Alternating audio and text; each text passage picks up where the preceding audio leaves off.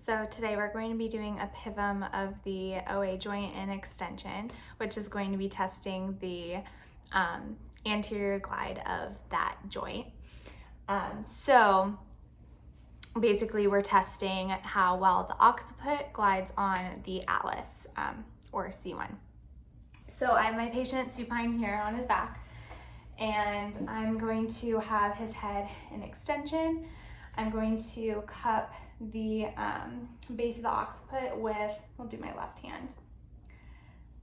And then I'm going to use my right hand and palpate for the mastoid process, go inferior and a little bit posterior to find the transverse process of C1 or atlas. From there, I'm going to use my MCP joint right here to translate, to press against that transverse process to the left, so translating it to the left. The patient's going to side bend towards the right and then rotate towards the left. This is testing the right OA joint in that anterior glide. And then we can also do the other side. So I'm cupping his occiput here, having him in extension, finding the mastoid process, going down to find the transverse process of C1,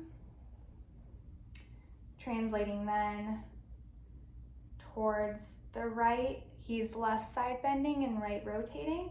This is testing the anterior glide of the left OA joint. Okay, and here we can assess the patient's motion in that specific joint and how well the joint anteriorly glides.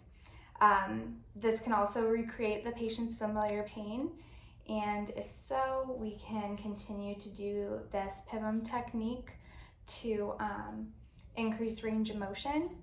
It can also be used as a treatment to regain motion in that joint and decrease their pain there. PIVM. I think that's it.